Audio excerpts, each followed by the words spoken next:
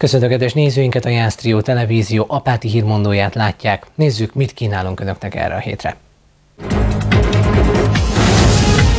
A Régiókom Szolgáltató Kft. Fél milliárd forintból fejleszti hulladékgazdálkodási szolgáltatásait, mely hatással lesz a személyszállítási díjak mértékére. Szociális-gazdasági ismeretek bővítése és a jó gyakorlatok átadása volt a legutóbbi szakmai konzultáció célja a Hangya programban. Böjte Csaba misézik Jászapátin a nagy templomban, gazdabárra és augusztus 20-ára invitáljuk a jászapáti családokat. A Jászapáti Hétszínvirág táncegyüttes a 25. jubileumi Csángó Fesztivál térségi néptáncegyüttesek műsorblokkjában képviselte a várost. Már biztos, egy ideig nem lesz felnőtt foci Jászapátin. A jövőben az utánpótlásra helyezik a hangsúlyt, amíg meg nem győzik a helyi és elszerződött fiatalokat, hogy a jövőben apáti színeiben focizzanak. Félmilliárdos fejlesztést tervez a Régiókom Kft., mellyel a térség településeinek hulladékgazdálkodását tennék korszerűbbé és gazdaságosabbá. Ez várhatóan díjemeléssel járhat, de hosszabb távon fenntarthatóbb az eddigi veszteséges hulladékszállítási és gazdálkodási gyakorlatnál. Ismert látkép Jászapátin, elszállítják a kommunális hulladékot, mely a Régiókom térségi kommunális szolgáltató telephelyére kerül. Itt pedig a hulladékgazdálkodás módszereivel ártalmatlanítják azt. Már csak az nem mindegy, hogy ezt milyen hatékonysággal, gazdaságossággal végzik. Erre született nemrégiben egy pályázat, mely a szilárd hulladékgazdálkodás eszközparkjának és informatikai rendszerének fejlesztését célozta meg. Ez a bizonyos beruházás, az egy fél milliárd forint értékű beruházás, viszonylag hamar le fog zajlani, és ennek az a célja, hogy a környezetünk zöldebb legyen, illetve az önök hulladék kezelése is még hatékonyabb, még jobb legyen. Július közepén pont ezért tartott egy lakossági fórumot a Régiókom Társulás és a Szolgáltató Kft., hogy a 2008 óta tervezett eszköz, épület és informatikai fejlesztést, melynek egy részét most jelen pályázatban meg tudja valósítani, bemutassa a lakosságnak. A fenntartó 33 település közül 32 település vesz részt a projektben, ahol a térség 4 közszolgáltatója jogosult a szemétszállításra, ezáltal részt venni a fejlesztésben. Miért is pályázott a társulás ezekre az eszközökre? Elavultak az egyedi közszolgáltatóknak a járművei, nincs megfelelő létszám, nincs megfelelő minőségű tartalékautó, nem alkalmasak ezek a járművek, már a jelenlegi járművek egy-két kivételtől eltekintve a mostani kor elvárásainak, valamint a hulladéktörvénynek való megfelelés az, ami elsődleges cél ezen a területen, és a jobb minőségű kiszolgálása a lakosoknak. A pályázat összköltsége 593 millió forint, melyből 91,1%-os támogatási intenzitás mellett 540 millió forint a támogatás összege. Ebből a pénzből kellene 30 000 csipet felszerelni a lakossági kukákra. A gond csak az, hogy több helyen kuka sincs, csak zsákba szedett szemét, pláne nem otthoni szelektív válogatás. Így a Régiókom Kft. Az otthoni zsákos szelektív válogatáson is gondolkodik. Két projekt van, erről nem esett szó. Ez az egyik a hulladékszállító Kft-t fogja érinteni, ugye a szállító járműveknek a dolga, a másik pedig ugye a lerakónál épül most két csarnok, az egyik egy szelektív hulladékválogató csarnok, a másik pedig egy úgynevezett MBH csarnok, ez az a mechanikai biológiai hulladékválogató csarnok. És ezeknek azért van jelentőségük, hogy a hulladékot itt már külön kell kezelni. A külön kezelt hulladékkal pedig elérhetőek azok a kedvezményes gazdasági körülmények, melyek olcsóbbá teszik a hulladék ártalmatlanítását. A pályázati fejlesztés főként a hulladékszállítási utak rövidülését eredményezi majd a logisztikai szervezés fejlesztésével. A másik változás lesz a háznál mért hulladéksúly. Ennek mértéke után kapjuk a jövőben a számlát, kiegészítve a rendelkezésre állási díjjal. Nem fogom elismerni, hogy negyedévenként nekem 500 kg szemetet kiszámláznak, azt én szerintem csak 4-et teszek ki. A szakemberek szerint ezeket a szolgáltatásokat és terveket nem lehet a jelenlegi Jászapáti országos viszonylatban igen alacsonynak számító 10.800 forint plusz áfa per éves összegből kivitelezni, így a szemétszállításban biztosan díjemelés várható a településen. Ennek nem örültek a fórumon résztvevő lakosok, akik szerint az is aggályos, ha a csippel ellátott kukát ellopják, és le kell tiltatni a szolgáltatónál, majd új kukát kell beszerezni. Az ilyen esetleges visszaélések a rendszer eddigi gyenge pontjai. A közelmúltban szakmai fórumot rendeztek Jászapátin a Hangya projekt koordinátorai. Célja a szociális-gazdasági ismeretek bővítése és a jó gyakorlatok átadása volt. A szakmai konzultációra 2 régebb óta működő szociális szövetkezet is érkezett, hogy átadják tapasztalataikat a helyi projektvezetőknek. A jó gyakorlat az átplántálható. A jó gyakorlatok megbeszélése kapcsán mellőzni próbáltuk a formalitásokat, inkább a gyakorlatok átvétele, a gyakorlati, az ismerkedés, mindaz a célunk, hogy hasznosítani tudjuk az itt megszerzett tudásanyagot. Ezekkel a gondolatokkal köszöntötte a szakmai fórum résztvevőit dr. Virt István igazgató július 22-én a Gróf Széchenyi István szakképzőiskola vendéglátó tanműhelyében. A köszöntőket Farkas Ferenc polgármester folytatta, majd Szolovjov Rita projektmenedzser számolt be a Hangya projektről. Tehát a lehetőség az képzési, munkahelyteremtési és bizony a gazdálkodást választók számára megélhetési lehetőség is, de a gazdálkodást választók számára tehát itt nem arról van szó, hogy mi adunk majd hosszú távon fő állásokat, foglalkoztatási jogviszonyt, hanem aki saját maga szeretne gazdálkodni, annak segítjük a gazdálkodását, és ennek mindegy segítésére jön létre a szociális szövetkezet. A projektben eddig 66 piacképes végzettségi munkavállalót képeztek ki. Az alapprogram ugyan nem tartalmazta, de ráépülő képzések is megvalósultak, így a növényvédelmi és vállalkozói ismeretek képzéseket 34-en végezték el. Az aranykalászos gazda végzettséghez szükséges a B-kategóriás jogosítvány, ezért annak a 36 képzettnek, akik még nem rendelkeztek ezzel, a projekt lehetővé tette vezetői engedély megszerzését. 26-an tettek sikeres vizsgát. Megalapult a Jászapáti Szociális Szövetkezet. Bója Györgyné, a projekt szakmai vezetője, a májusban megalakult szociális szövetkezet tevékenységét és feladatrendszerét mutatta be. Beszámolójában megtudhattuk, hogy a szövetkezetet 3 tagú igazgatósággal és 32 fő alapítótaggal hívták életre. Elsődleges céljuk, hogy népszerűsítsék a helyi termékeket a lakosság körében, elősegítsék a piacra jutásukat és bevitelüket a közétkeztetésbe. Jelenleg a szövetkezet 3 főt foglalkoztat Európai Uniós forrásból. Akkor azzal kezdeném, hogy hogyan is indult és miért is alakult ez a megújulás szociális szövetkezet. A szakmai fórum helyt adott 2 több éves múlttal rendelkező szociális szövetkezet bemutatásának is. Elsőként a Túricsei Megújulás Szociális Szövetkezettől Paládi Andrea projektmenedzser tartott előadást. Az eredeti elképzelés egy szálláshely szolgáltatás kialakítás, illetve mezőgazdasági tevékenység volt. A szálláshely az úgy jött be a képbe, hogy a településen nem annyira régen, tehát 10-20, talán 30 évvel ezelőtt épült egy nagy óvoda és iskola együttes komplexum. Ma egyébként már majdnem 10 évet üresen kihasználatlanul áll, mert a települések oktatását, óvodai ellátását összevonták. Ezt az intézményt alakította ki a szövetkezet ifjúsági szállónak több mint 23 millió forintos pályázati pénzből, melybe 7 célcsoporttagot is bevontak.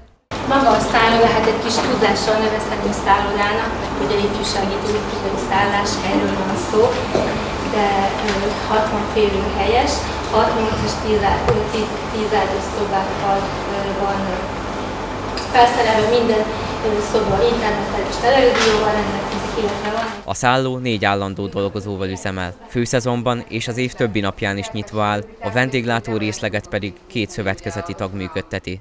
Több ágon áll ez a helyi termékkör, helyi gazdaságfejlesztés és a helyi emberek boldogulását segítő projekt. A másik előadó Szalka János egy a Jászapátihoz hasonló mezőgazdaság fejlesztését szorgalmazó projektet mutatott be, mely Hajdúnánáson működik.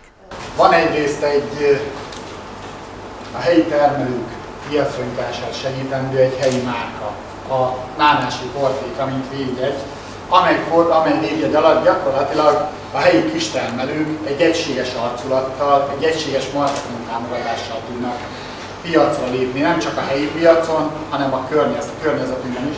A szövetkezet 2014 márciusában alakult, azzal a céllal, hogy a helyben termelt mezőgazdasági termékeket könnyedén piacra tudják juttatni. Főként vegyes savanyúságot, hústermékeket és zöldségféléket forgalmaznak egységes márkanév alatt. Ezek az állatok, amik a startprogramban vannak a városban, azok egyébként egy ilyen látványfarmon élnek, tehát egy ilyen bemutató farmon, amelyet az önkormányzat, illetve a helyi művelődési ház pályázati forrásokból alakított ki, tehát Kemberesket lépve fel a projekt, és gyakorlatilag osztálykirándulások, a helyi gyerekek kijárnak a szabadidejüket eltölteni. A két vendégelőadó bemutatója után a szakmai fórum kötetlen beszélgetéssel zárult, mely alkalmat adott a felmerült kérdések megválaszolására és a komolyabb eszmefuttatást igénylő szabályozások, engedélyek átvilágítására.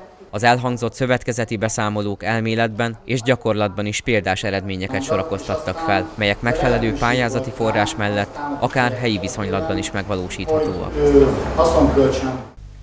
Augusztus 17-én, hétfőn délután Böjte Csaba ferencesrendi szerzetes tart szentmisét Jászapátin, majd pedig Gazdabárra és az augusztus 20-ai államalapítási ünnepprogramjaira invitáljuk Önöket. Augusztus 17-én Böjte Csaba, ferencesrendi szerzetes, a Dévai Szent Ferenc Alapítvány alapítója Jászapátira látogat. Az általa létrehozott gyermekmentő szervezet célja az Erdélyben sanyarú körülmények között sokszor az éhhalál szélén tengődő gyermekek felkarolása. Az alapvető életfeltételeken kívül tanításukkal is foglalkozik, melybe vallási és erkölcsi nevelésük is beletartozik. A kereszténység az nem azt jelenti, hogy leülünk szépen sorba, és nézzük a mások, hogy mit csinálnak, hanem azt jelenti, hogy én magam elindulok, a szeretet útjára lépek, hogy én magam egy dobogó szív leszek a nemzetem szívébe, testébe, és életet pumpálok környezetemben. Cselekvő szeretet. Csaba testvér a Kisboldogasszony római katolikus templomban tart szentmisét augusztus 17-én 18 órai kezdettel, melyben közreműködik a csíkszeredai rollzenekar is.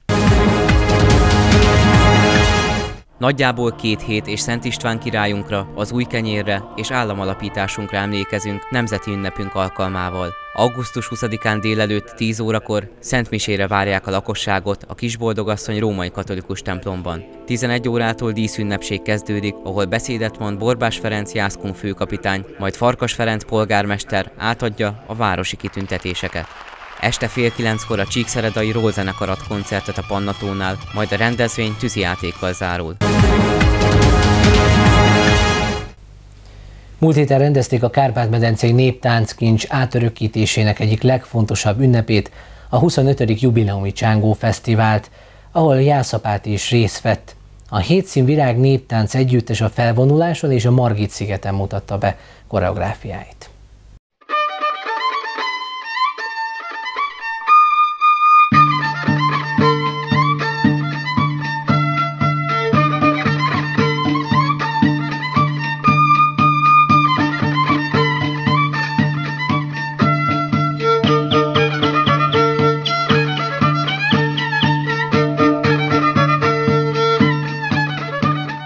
Hat nap, 50 program, 1000 közreműködő Jászberényben. A 25. jubileumi Csángó Fesztivál múlt kedden délután kezdődött el a Jász fővárosban. A szervezők, mint az elmúlt 24 évben is, most is mindent elkövettek azért, hogy a vendégek jól érezzék magukat, minden korosztályt kiszolgáljanak, és minden ide látogatónak maradandó élményt nyújtsanak.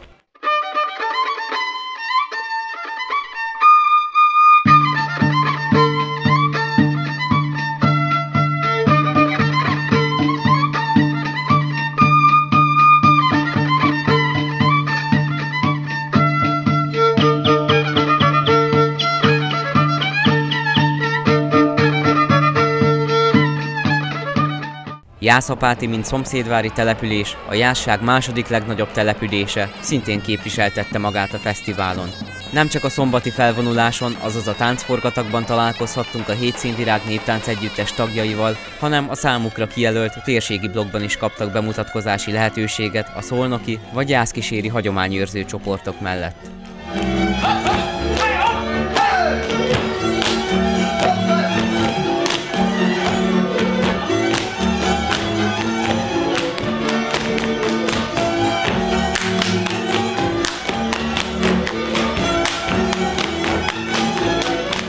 szokás szerint minden évben szinte az összes Csángó Fesztiválon részt vett a Hétszínvirág táncegyüttes, és most is nagy örömmel jöttünk erre a rendezvényre. A táncosok közül többen, szinte a fél csoport bent volt az egész heti táborban is, a tánctanításokon is részt vettünk, és most a felnőtt Hétszínvirág táncegyüttes tulajdonképpen, mint ahogy azt a felkonfba is elhangzott, generációváltáson megy át. Ez az év erről szól, ugyanis a tavalyi kökörcsénes csoport az teljesen beolvad most már a Hétszínvirágba, és ez az új, még vegyes csoport az, aki most ezen a fesztiválon fellép.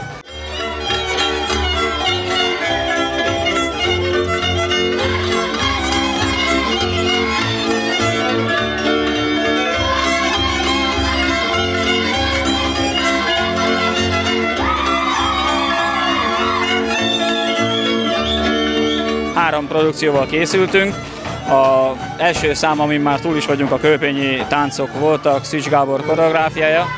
Ezután én koreográfiám következik, Boncidői román táncok. Ez még csak kamarába megy, tehát 5 pár, az 5 pár, aki még a régi hétszínvirágos oszlopos tag, és a végén zárni fogjuk egy madocsai táncokkal, ami üveges tánc, úgyhogy kicsit látványos produkció lesz. Nektek milyen érzés fellépni egy Csángó Fesztiválon? Hát nagyon jó, mert örülünk, hogy sok néző van, és így sokkal boldogabban tudunk táncolni.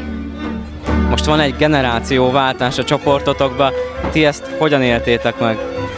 Hát nagyon sok veszekedéssel járt, mert a tánccsoportvezető mondta, hogy vegyük így egy kicsit komolyabban a feladatot, mert hát ugye azért most már mi leszünk a Hétszínvirág táncegyüttes, ami egy elég nagy szó, úgyhogy hát igen, meg kellett magunkat egy kicsit, hogy is mondják ezt, komolyítani, vagy nem tudom.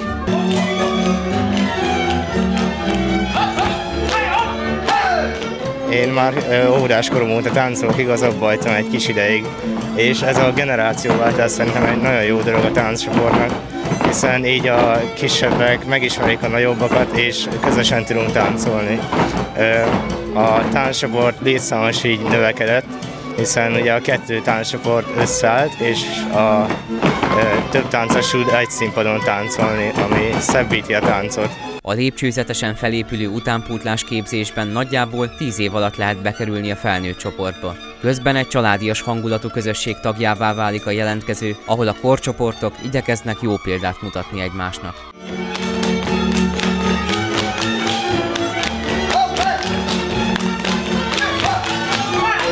Hogyan próbáltok példát mutatni a kisebbeknek, hogy hogyan kell ezt csinálni, milyen motivációval kell táncolni? Mindig tanítanak minket, ők is ugyanúgy, mint Laci bácsi, és így könnyebben meg tudjuk tanulni a táncot, és megtanuljuk azokat a táncokat is, amiket ők is táncolnak.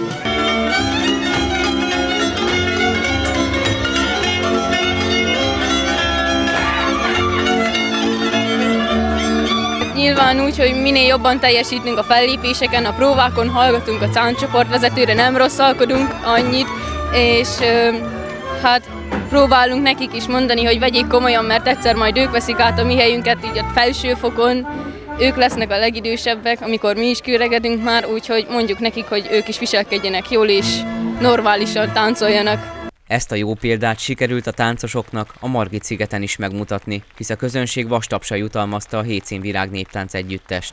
A Csángó program sorozatának 6 napja alatt rengeteget kellett dolgozni a szervezőknek és az önkénteseknek azért, hogy minden a látogatók igényeinek megfelelően alakuljon, amiből kis részben, de Jászapáti is kivette a részét.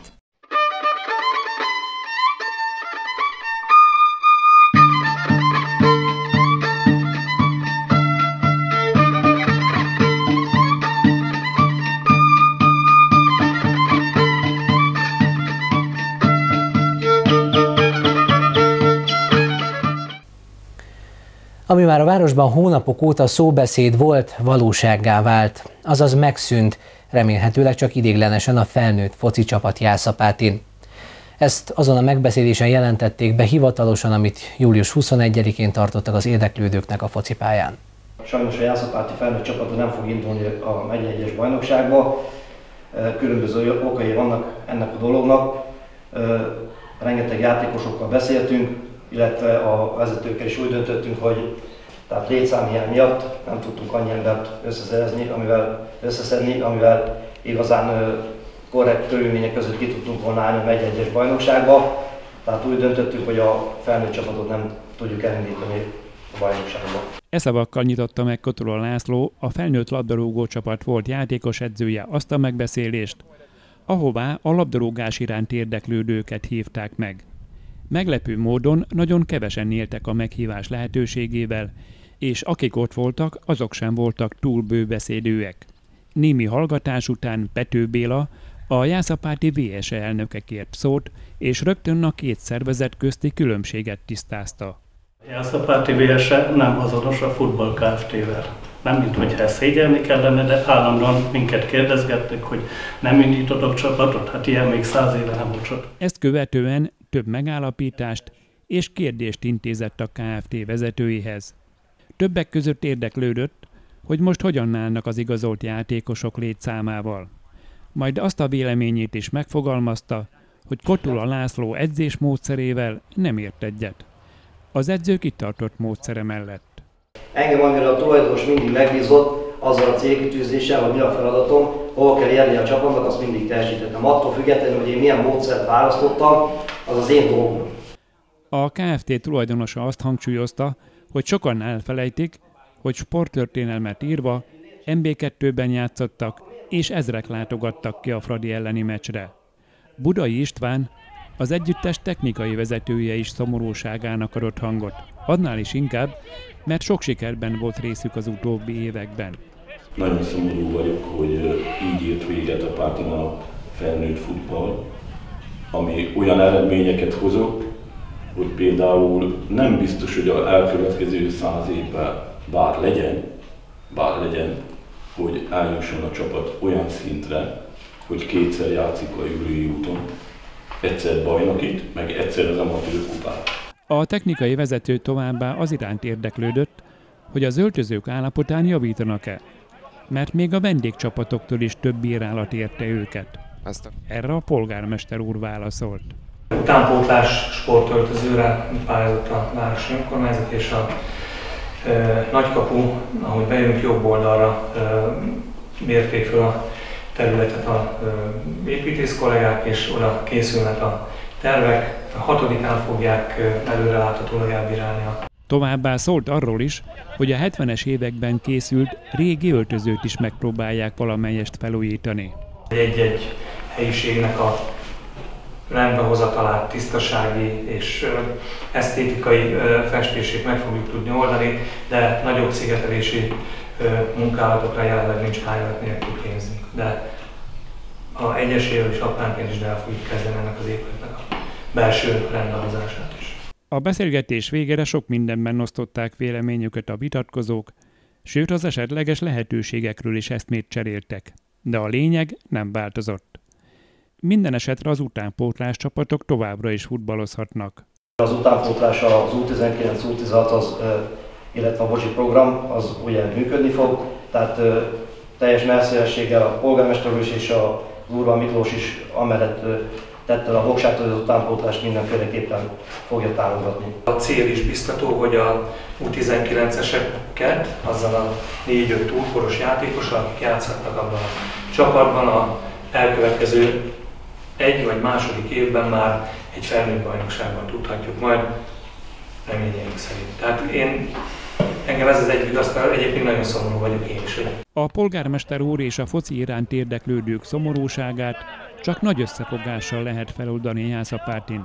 Meg kell győzni a helyi és az elszerződött fiatalokat, hogy Apáti színeiben focizzanak. Ha az összefogás létrejön, akár már a jövő ősszel jöhet a folytatás. Eddig az Apáti Hírmondó ezen a héten. Köszönöm megtisztelő figyelmüket, híreinket, információinkat megtalálhatják a Jásztrió Televízió Facebook oldalán. Kísérjék figyelemmel, mert viszonylag gyorsan frissül. Köszönöm a figyelmüket, jövő héten friss hírekkel jelentkezünk. Minden jót!